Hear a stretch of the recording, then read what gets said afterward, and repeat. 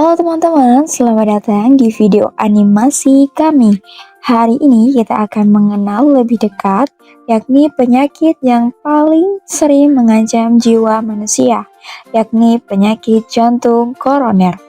Apa sih penyakit jantung koroner itu? Disebabkan oleh apa? Marilah kita pelajari bersama-sama. Yang pertama dimulai dari definisi.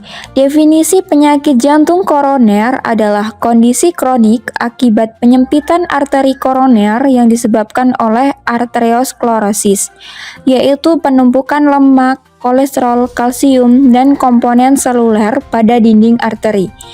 Akibatnya, lumen pembuluh darah menyempit dan aliran darah ke miokardium berkurang, sehingga menyebabkan iskemia dan disfungsi miokard. Kemudian selanjutnya di sini ada klasifikasi. Klasifikasi penyakit jantung koroner menurut AHA 2023 ada beberapa. Yang pertama ada kronik iskemia, yaitu nyeri dada yang timbul saat aktivitas fisik, membaik dengan istirahat atau nitrat. Kemudian ada unstable angina, yaitu nyeri dada yang tidak dapat diprediksi, lebih berat dan dapat terjadi saat istirahat. Selanjutnya ada enstemi, yaitu infark miokard tanpa elevasi segmen ST tetapi dengan peningkatan troponin. Selanjutnya ada STEMI, yaitu infark dengan oklusi total arteri koroner ditandai dengan elevasi ST pada EKG. Kemudian selanjutnya ada silent myocardial ischemia, yaitu iskemia tanpa nyeri dan sering pada penderita DM atau lansia. Kemudian ada iskemik kardiomiopati, yaitu bentuk lanjut dari penyakit jantung koroner yang menyebabkan gagal jantung akibat kerusakan otot jantung. Selanjutnya masuk ke etiologi. Etiologi penyakit jantung koroner terjadi akibat penyumbatan, penyempitan, dan kelainan pembuluh daerah arteri. Pada saat aliran darah ke otot jantung mengalami penghentian yang disebabkan oleh penyumbatan atau penyempitan pembuluh darah yang seringkali ditandai dengan nyeri. Dalam kondisi yang sangat parah, kemampuan jantung dalam memompa darah akan hilang. Hal tersebut yang dapat menyebabkan kerusakan sistem pengontrol irama jantung dan bahkan dapat menyebabkan kematian. Selanjutnya masuk ke faktor resiko, yang mana faktor resiko dibedakan menjadi dua, yaitu faktor resiko yang dapat diubah dan faktor resiko yang tidak dapat diubah. Yang dapat diubah antara lain ada hipertensi, yaitu tekanan darah tinggi dapat merusak endotel pembuluh darah. Kemudian ada dislipidemia, yaitu LDL tinggi dan HDL rendah dapat mempercepat aterogenesis. Selanjutnya ada merokok, yaitu nikotin meningkatkan stres oksidatif dan agregasi trombosit. Kemudian ada diabetes mellitus, yaitu meningkatkan glikasi LDL dan disfungsi endotel. Kemudian ada obesitas dan inaktivitas fisik, yaitu menurunkan sensitivitas insulin. Kemudian ada diet tidak sehat, yaitu tinggi lemak jenuh dan rendah serat. Kemudian ada stres psikologis, yaitu dapat memicu hiperaktivitas sistem simpatis. Selanjutnya, faktor yang tidak dapat diubah yaitu ada usia. Risiko usia dengan 45 tahun ke atas dan pria serta 55 tahun ke atas pada wanita. Kemudian ada jenis kelamin, yaitu hormon estrogen memberikan perlindungan pada wanita premenopause. Dan selanjutnya ada riwayat keluarga, yaitu dengan faktor genetik mempengaruhi metabolisme lipid dan koagulasi. Oke, selanjutnya di sini ada manifestasi klinis yang terjadi pada pasien dengan penyakit jantung koroner. Yang pertama ada nyeri dada atau biasa disebut angina pectoris. Ini sifatnya menekan menjelar ke lengan kiri, rahang ataupun punggung. Yang kedua ada sesak napas akibat dari peningkatan tekanan di ventrikel kiri. Yang ketiga ada kelelahan ekstrim akibat berkurangnya perfusi jaringan. Yang keempat ada palpitasi akibat aritmia iskemik. Yang kelima ada keringat dingin, pusing, mual, dan sinkop. Yang keenam ini gejala yang terjadi pada wanita. Gejala yang sering apikal ada nyeri epigastrium atau kelelahan ekstrim. Kemudian selanjutnya ada signifikasi klinis. PJK menimbulkan dampak seperti yang pertama ada mortalitas tinggi, penyebab utama kematian mendadak di seluruh dunia. Yang kedua ada komplikasi kronis seperti gagal jantung, aritmia, dan disfungsi ventrikel kiri. Yang ketiga ada beban ekonomi, biaya pengobatan jangka panjang meningkat setiap tahunnya. Yang keempat ada kualitas hidup menurun. Pasien mengalami pembatasan aktivitas ketergantungan obat. Untuk patofisiologinya, penyebab yang mendasari terjadinya berbagai penyakit jantung, termasuk penyakit jantung koroner adalah arteriosklerosis. Arteriosklerosis merupakan akumulasi plak dalam dinding arteri.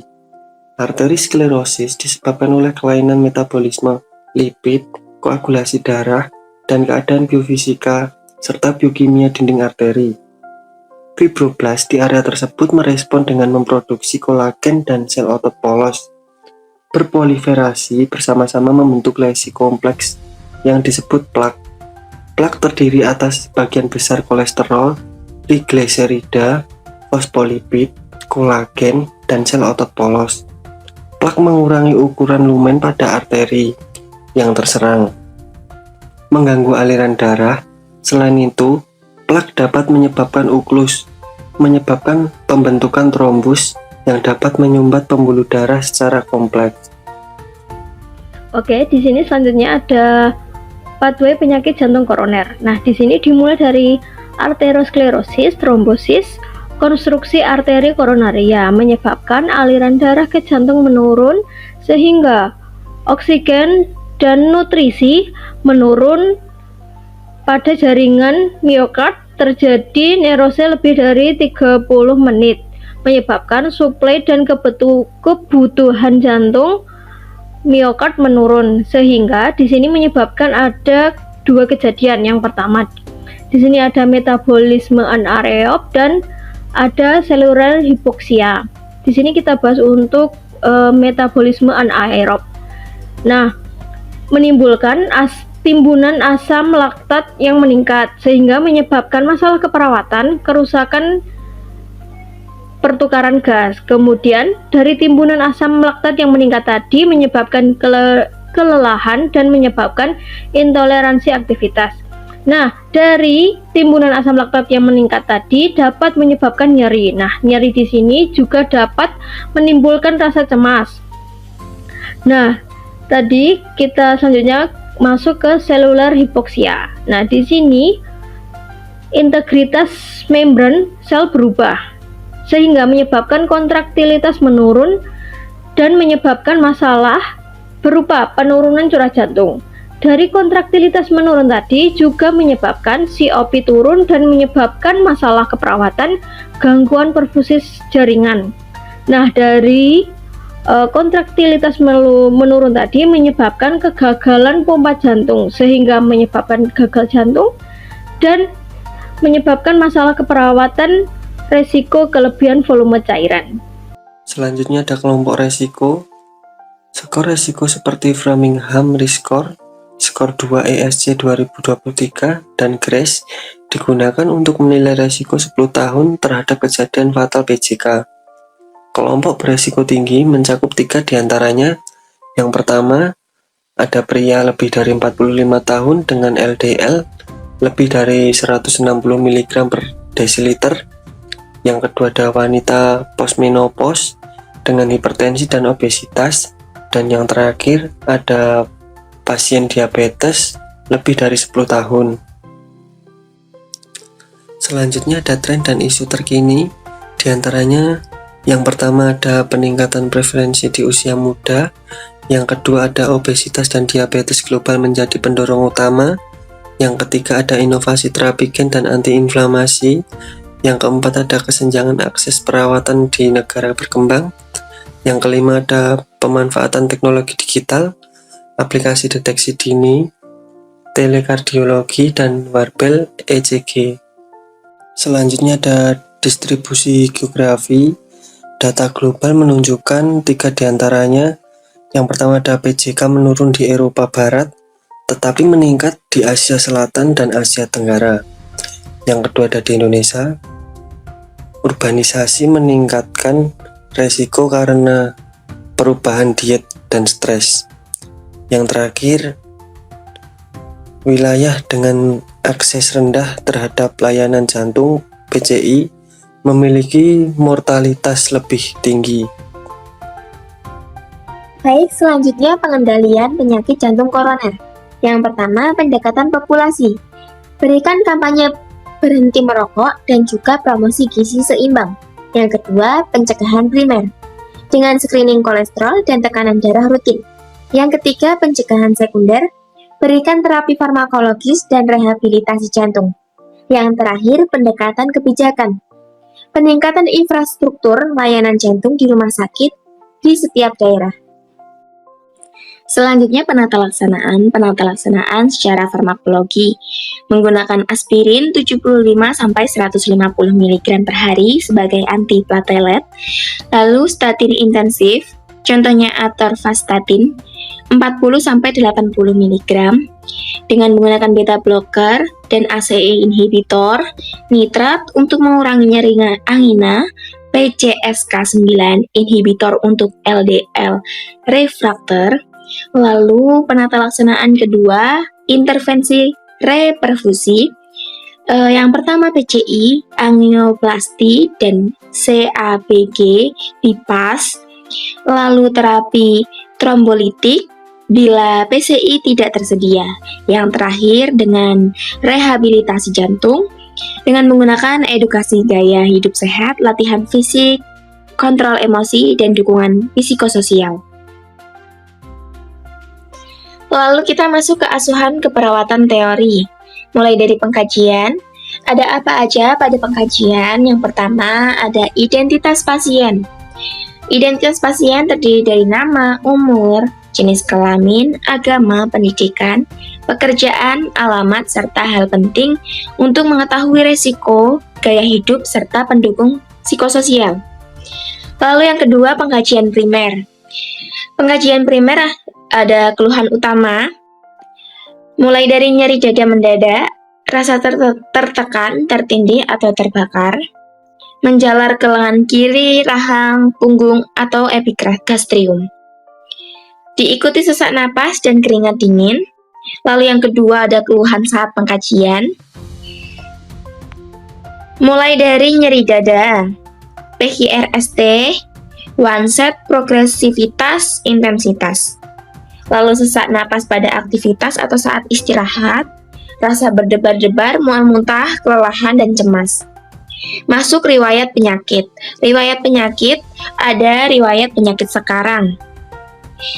Seperti durasi nyeri dada, pencetus, apa pencetusnya? Aktivitas atau stres. Lalu faktor peredanya. Penggunaan nitrat atau obat jantung lainnya. Lalu riwayat serangan jantung sebelumnya. Berikutnya ada riwayat penyakit dahulu, seperti hipertensi, diabetes, hiperlipidemia, riwayat stroke, gagal jantung. Lalu pada riwayat penyakit keluarga, riwayat penyakit yang pernah diderita keluarga, contohnya penyakit jantung koroner, hipertensi, dislipidemia, dan juga DM pada keluarga tingkat pertama. Lalu riwayat psikososial dan ekonomi, mulai dari kebiasaan merokok, konsumsi alkohol, aktivitas fisik, tingkat stres, pola makan tinggi lemak, dukungan keluarga, dan juga kemampuan akses pelayanan kesehatan. Lalu untuk pemeriksaan tanda vital, kita dapat periksa mulai dari tekanan darah, nadi, respirasi, SpO2, dan juga suhu. Lalu pada pemeriksaan fisik atau head to toe, kita bisa mulai periksa dari kepala dan wajah, kelihatan pucatkah, cemas, atau diapostoresis. Untuk mata, kita lihat dari konjungtiva, pucat atau komorbid anemia atau tidak. Pada mulut, kita lihat pada mukosa, kering, perfusi menurun atau tidak. Lalu pada leher, kita lakukan JVP. Jika JVP meningkat berarti ada pada gagal jantung kanan. Lalu pada dada atau torak kita lakukan infeksi, terlihat simetris atau penggunaan otot bahu. Lalu auskultasi, terdengar bunyi jantung tambahan atau tidak pada S3 dan S4. Terdengar klekles bila edema paru. Lalu palpasi, pada CRT kelihatan memanjang atau tidak. Lalu pada abdomen, hepatomegali pada gagal jantung kanan. Lalu pemeriksaan pada ekstremitas, adakah edema, cyanosis perifer, kapilari refill tanpa manjang atau tidak. Lalu pada neurologis, adakah pusing, sinkop akibat perfusi otak menurun atau tidak. Dan selanjutnya ada pemeriksaan penunjang. Yang pertama EKG, untuk melihat adakah perubahan ST, depresi, elevasi, inversi T atau tidak. Lalu troponin IP akan meningkat jika ada infrak. Lalu pada foto torak akan terlihat edema paru dan juga kardiomegali. Pada ekokardiografi akan terlihat fraksi ejeksi menurun, dan dengan lab atau laboratorium akan terlihat kolesterol, LDL, HDL, dan juga glukosa darah. Pada angiografi koroner akan memeriksa gold standard. Dan selanjutnya untuk diagnosa keperawatan, berdasarkan pengkajian diagnosa yang paling relevan dengan penyakit jantung koroner adalah nyeri akut dengan kode D0077 berhubungan dengan iskemia miokard. Lalu penurunan curah jantung dengan kode D0007 berhubungan dengan penurunan kontraktilitas. Lalu intoleransi aktivitas dengan kode D0056 berhubungan dengan ketidakseimbangan suplai dan kebutuhan oksigen. Lalu ansietas dengan D0130 berhubungan dengan ancaman penyakit dan kurang informasi. Dan terakhir resiko penurunan perfusi miokard dengan D0015. Lalu pada riwayat penyakit keluarga, riwayat penyakit yang pernah diderita keluarga, contohnya penyakit jantung koroner, hipertensi, dislipidemia, dan juga DM pada keluarga tingkat pertama. Lalu riwayat psikososial dan ekonomi, mulai dari kebiasaan merokok, konsumsi alkohol, aktivitas fisik, tingkat stres, pola makan tinggi lemak, dukungan keluarga, dan juga kemampuan akses pelayanan kesehatan. Lalu untuk pemeriksaan tanda vital kita dapat periksa mulai dari tekanan darah, nadi, respirasi, SpO2, dan juga suhu. Lalu pada pemeriksaan fisik atau head to toe kita bisa mulai periksa dari kepala dan wajah. Kelihatan pucatkah, cemas, atau diaphoresis. Untuk mata, kita lihat dari konjungtiva, pucat atau komorbid anemia atau tidak. Pada mulut, kita lihat pada mukosa, kering, perfusi menurun atau tidak. Lalu pada leher, kita lakukan JVP. Jika JVP meningkat, berarti ada pada gagal jantung kanan. Lalu pada dada atau torak kita lakukan infeksi, terlihat simetris atau penggunaan otot bahu. Lalu auskultasi, terdengar bunyi jantung tambahan atau tidak pada S3 dan S4. Terdengar klekles bila edema paru. Lalu palpasi, pada CRT kelihatan memanjang atau tidak. Lalu pada abdomen, hepatomegali pada gagal jantung kanan. Untuk keluaran dan juga intervensinya, mengikuti diagnosa yang pertama nyeri akut. Untuk keluarannya nyeri dengan target nyeri menurun kurang dari 3. Wajah rileks, keringat berkurang, TTV stabil. Untuk intervensinya, manajemen nyeri, observasi, kaji nyeri dengan metode PGRST, monitor EKG, tekanan darah, nadi, respirasi. Untuk terapeutik, posisikan semi-volar, kompres hangat bila nyeri ringan, ajarkan teknik napas dalam relaksasi, kolaborasi, berikan nitrat, morfin, antripatelet, dan juga berikan oksigen. Untuk diagnosa kedua, penurunan curah jantung, luaran curah jantung, target tekanan darah stabil, nadi teratur, CRT kurang dari 3 detik, tidak ada edema, urin lebih dari 0,5 mili per kilogram per jam. Untuk intervensinya, peningkatan curah jantung, observasi monitor EKG, kontinu atau lanjut, pantau tanda gagal jantung, edema, JVP, pantau perfusi perifer, terapeutik, batasi aktivitas awal, posisi semi-forward, kolaborasi, beta blocker, ACE inhibitor, dan antikoagulan. Lalu diagnosa ketiga, intoleransi aktivitas. Luaran toleransi aktivitas, target mampu aktivitas ringan tanpa sesak, nyeri, respirasi, dan HR stabil setelah aktivitas. Intervensi manajemen energi, observasi monitor respon terhadap aktivitas, terapeutik, atur aktivitas berharap, sediakan lingkungan yang tenang, anjurkan istirahat cukup, edukasi, ajarkan teknik hemat energi. Yang terakhir, diagnosa risiko penurunan perfusi miokard dengan luaran perfusi jantung, target tidak terjadi nyeri dada, TTV stabil, EKG normal, intervensi pencegahan komplikasi kardiovaskular dengan observasi, pantau nyeri dada dan EKG, edukasi tanda bahaya serangan jantung, kolaborasi pemberian antiplatelet dan statin. Untuk implementasinya, yang pertama melakukan pengkajian nyeri dan TTV setiap 1-2 jam sekali.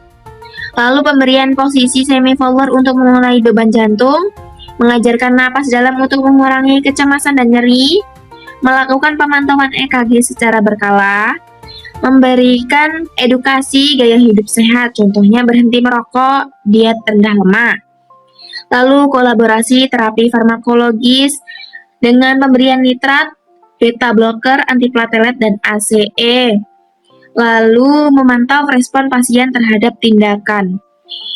Lalu selanjutnya yang terakhir, evaluasi atau SOAP dengan subjek pasien mengatakan penyakit berkurang, napas lebih lega, cemas berkurang, lalu objektif dengan tekanan darah stabil, nadi teratur, EKG membaik, SpO2 meningkat, dan tidak ada edema. Untuk analisanya, nyeri akut teratasi, curah jantung membaik, ansietas menurun, perfusi miokard stabil, dan juga planningnya melanjutkan intervensi yang efektif, modifikasi rencana bila masih ada keluhan, hentikan intervensi jika tujuan tercapai. Baik, selanjutnya yang terakhir ada Evidence Based Practice atau EBP, yang mana pada penyakit jantung koroner terdapat yang pertama ada ISC Guidelines tahun 2023 dan AHA tahun 2023, menekankan bahwa individualisasi terapi dan rehabilitasi dini. Selanjutnya ada penelitian JACC tahun 2024 menunjukkan bahwa PCI dini menurunkan mortalitas STEMI sebesar 30%. Selanjutnya ada studi Heart Lung tahun 2023 menemukan bahwa penerapan model keperawatan rehabilitatif dapat menurunkan rehospitalisasi hingga 40%. Dan selanjutnya penggunaan telemonitoring dapat terbukti meningkatkan kepatuhan minum obat dan kontrol tekanan darah. Oke teman-teman, itulah penjelasan mengenai penyakit jantung koroner. Ingat, mencegah lebih baik daripada mengobati. Terima kasih teman-teman telah menonton, semoga bermanfaat.